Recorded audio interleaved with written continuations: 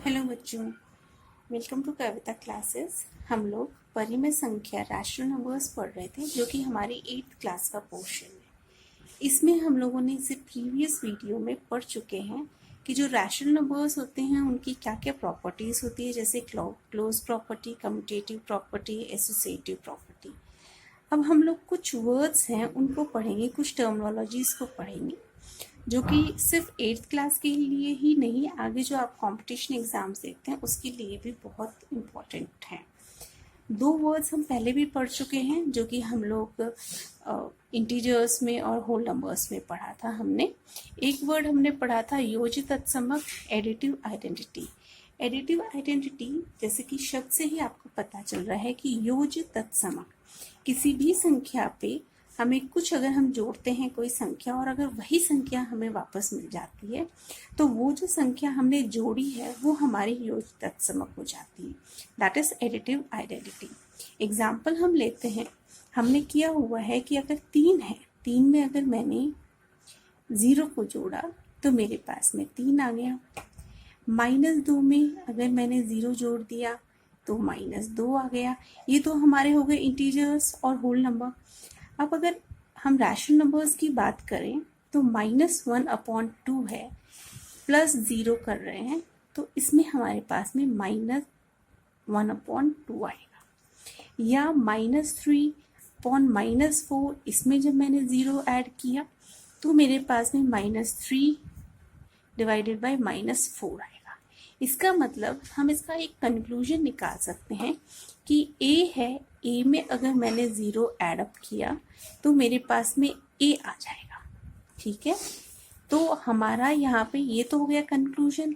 और यहाँ पे हम कह सकते हैं कि किसी भी संख्या में अगर मैंने 0 ऐड किया, कोई भी संख्या हो, वो रैशनल नंबर हो सकता है, वो इंटीजर्स हो सकता है, होल नंबर है, अगर मैंने उसमें 0 ऐड किया है तो मेरे को वही संख्या वापस मिलेगी। तो योज्य तत्समक, किसी भी संख्या का जो योज्य तत्समक होता है वो सदैव 0 होता है।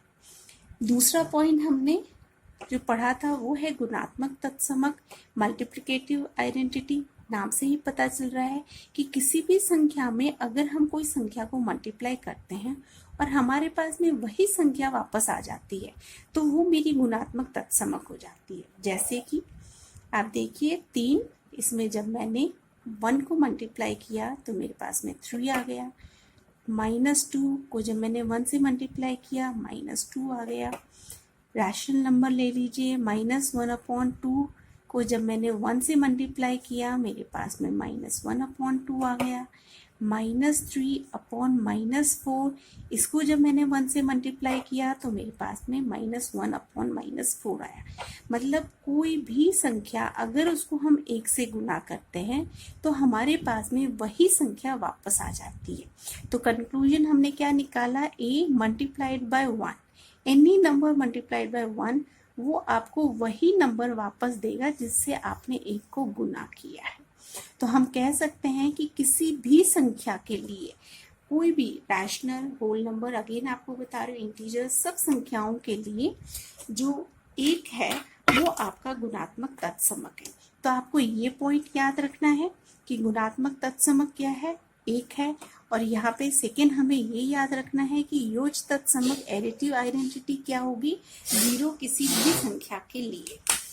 अब हम लोग एक और देखते हैं जो नई टर्मिनोलॉजी आप पढ़ रहे हैं, इसमें आप पढ़ेंगे, तीसरा पॉइंट है हमारा, वो हो जाएगा योज्य प्रतिलोम, जिसको मैं कह सकती हूँ एडिटिव इनवर्स। अब देखिए एडिटिव इनवर्स के लिए हम क्या करेंगे, नाम से ही आपको पता चल रहा है, एडिटिव इनवर्स नाम से ही पता चल रहा है कि किसी भी संख्या में हम अगर कुछ जोड़ना, क्या जोड़ना, उस संख्या का उल्टा जोड़ना। तो बेटा 2 प्रकार की संख्याएं आप याद रखिए, हमने पढ़ी हैं, एक ऋणात्मक संख्याएं हमने पढ़ी हैं, ऋणात्मक संख्याएं जिसको हम माइनस की संख्या बोल रहे हैं, और दूसरी आपने धनात्मक संख्या पढ़ी है जो कि हमारी पॉजिटिव संख्याएं हैं। अब ये याद रखिए योज्य प्रतिलोम में ऋणात्मक संख्या का योज्य प्रतिलोम हो जाएगी उसकी धनात्मक संख्या, और धनात्मक संख्या के लिए योज्य प्रतिलोम हो जाएगी उसकी ऋणात्मक संख्या। एग्जाम्पल हम लेते हैं, जैसे 2 है, 2 का एडिटिव इनवर्स हो जाएगा -2। -5 है, इसका एडिटिव इनवर्स हो जाएगा 5। ठीक है, ये तो हुई हमारी नंबर्स। -1/2 है, इसका मेरा एडिटिव इनवर्स हो जाएगा 1/2। 3 है अपॉन में -2, इसका एडिटिव इनवर्स हो जाएगा 3/2। ये हो जाएगा मेरा एडिटिव इनवर्स। इसका मतलब यहाँ पे मैं ये कह सकती हूँ, एक पॉइंट आप कंक्लूजन निकालिए कि किसी भी संख्या का, ये और ध्यान रखना, किसी भी संख्या का एडिटिव इनवर्स उसकी माइनस की संख्या हो जाएगी। और जब मैं किसी संख्या के एडिटिव इनवर्स को उसके साथ में जोड़ती हूँ तो वो मेरी जो संख्या आएगी उसका जो रिजल्ट आएगा वो 0 आएगा। इस पॉइंट को आप याद रखना कि एडिटिव इनवर्स में किसी भी संख्या को दो एडिटिव इनवर्स जब मैं जोड़ती हूँ किसी संख्या का, तो मेरे को जब मैं उसको ऐड कर रही हूँ तो जो संख्या मेरे पास में आएगी वो आएगी 0। अब देखिए एक एग्जाम्पल और लेते हैं, जैसे कि -3/-4, इसका एडिटिव इनवर्स क्या होगा? भाई आपको ये बताया मैंने कि ऋणात्मक संख्या का एडिटिव इनवर्स जो है वो उसकी धनात्मक संख्या हो गई। तो इसका मतलब -3/-4 का एडिटिव इनवर्स मेरे पास में 3/4 आना चाहिए। अब इस कंक्लूजन से हम चेक करते हैं, a -3/-4 प्लस में इसका एडिटिव इनवर्स ये हो गया। अब देखिए आपको पता है कि किसी भी, अगर हमारी हर और अंश दोनों ही माइनस की संख्या है तो ये संख्या हमारी 3/4 हो जाती है। यहाँ पे ये जो 1 और माइनस है ये एक दूसरे से कट जाएंगे, तो यहाँ पे मेरी जो ये संख्या है, ये संख्या मेरी बन जाएगी 3/4 प्लस में 3/4, यहाँ पे आ जाएगा मेरा 6/4। तो ये 6/4 जो है वो मेरे 0 के बराबर नहीं हुआ। इसका मतलब कि ये संख्या का एडिटिव इनवर्स ये नहीं हुआ। अब क्या होगा इसका एडिटिव इनवर्स? बेटा ये जो संख्या है ये मेरी माइनस की संख्या नहीं हो गई, मेरी प्लस की संख्या बन गई। क्यों? क्योंकि इसके अंश और हर दोनों ही माइनस के हैं, तो दोनों ही संख्या मेरी क्या हो जाएगी, कट जाएगी आपस में, माइनस माइनस कैंसिल आउट हो जाएगा, तो मेरी ये प्लस की संख्या है। तो अब इस प्लस की संख्या क्या बननी चाहिए, इसका जो योजक तत्समक प्रतिलोम है वो मेरी माइनस की संख्या बननी चाहिए। तो मेरा इसका योज्य प्रतिलोम बन जाएगा -3/4, या फिर मैं कह सकती हूँ 3/-4, या मैं इन टोटल लिख सकती हूँ 3/4, बीच में मैं माइनस लगा देती हूँ, तो मतलब माइनस कोई भी हो सकता है, अंश या हर। तो ये मेरा जो है ये आंसर हो जाएगा इस वाले का। तो योज्य प्रतिलोम आपको समझ में आ गया होगा कि किसी भी संख्या का अगर ऋणात्मक संख्या है तो उसका धनात्मक संख्या, और अगर धनात्मक संख्या है तो उसकी ऋणात्मक संख्या जो है वो हमारा योज्य प्रतिलोम या एडिटिव इनवर्स हो जाएगा। अब एक और है हमारे पास में इसी से रिलेटेड, चौथा जो पॉइंट है हमारा इम्पोर्टेंट, वो है हमारा गुणात्मक प्रतिलोम।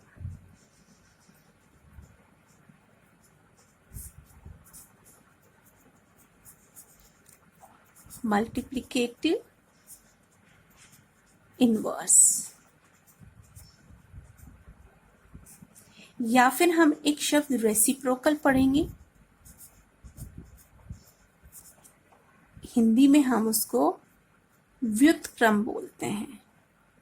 ये दो शब्द आप पढ़ेंगे। तो आप देखिए गुणात्मक प्रतिलोम क्या हो जाएगा हमारे यहाँ पे, शब्द से ही पता चल रहा है, गुणात्मक प्रतिलोम, गुना का प्रतिलोम। तो यहाँ पे हमारा हो जाएगा कि कोई भी मल्टीप्लिकेशन की जो संख्या है उसको उल्टा कर दिया जाए।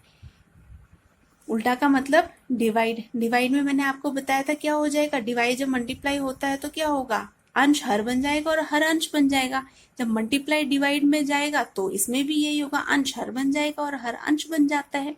तो यहाँ पे हो जाएगा 2/3 है, इसका जो मेरा गुणात्मक प्रतिलोम होगा वो मेरा 3/2 आएगा। उल्टा हो गया। देखिए ये अंश था, अंश यहाँ पे मेरा हर बन गया, ये मेरा हर था, ये मेरा अंश बन गया। यहाँ पे हमें साइन के समेत इसको चेंज करना है बेटा।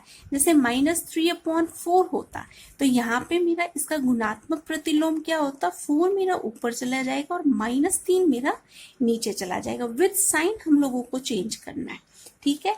ऐसे नहीं कि जैसे मेरा -3/2 है तो उसका मैं गुणात्मक जो प्रतिलोम है वो 2/3 नहीं करूंगी।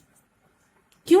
क्योंकि माइनस का मेरा साइन नहीं है। रीजन एक और है, आप ये याद रखना कि a/b ये मेरा एक रैशनल नंबर हो गया। जब मैं इसके गुणात्मक प्रतिलोम b/a से मल्टीप्लाई करती हूँ तो मेरे पास में जो आंसर आएगा वो 1 आना चाहिए। ये मेरा कंक्लूजन है कि जब मैं गुणात्मक प्रतिलोमों को आपस में, मतलब किसी भी संख्या का गुणात्मक प्रतिलोम उससे मैं गुना करती हूँ तो मेरा आंसर 1 आना चाहिए। यहाँ पे देखिए आप, जैसे इसको मैंने मल्टीप्लाई किया, मेरा 4 से 4 कैंसिल हो जाएगा, -3 से -3 कैंसिल हो जाएगा, 2 से 2 कैंसिल, 3 से 3 कैंसिल, तो मेरा आंसर क्या हुआ, आपस में 1 आ गया। यहाँ पे क्या होगा, 2 से 2 कैंसिल हो गया, 1 आ गया, 3 से -3 कैंसिल हुआ, -1 आया, तो आंसर मेरा -1 आ गया। आना क्या चाहिए, 1 आना चाहिए।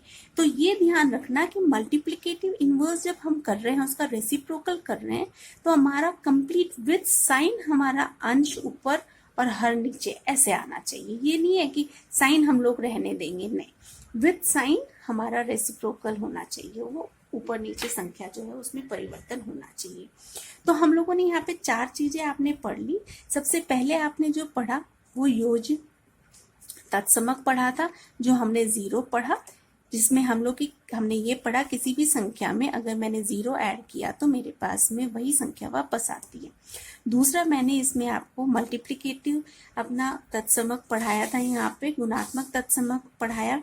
तो गुणात्मक तत्समक 1 होता है सभी संख्याओं के लिए। यहाँ पे हमने पढ़ा कि अगर किसी भी संख्या को मैंने 1 से गुना किया तो मेरे पास में वही संख्या वापस आ जाती है।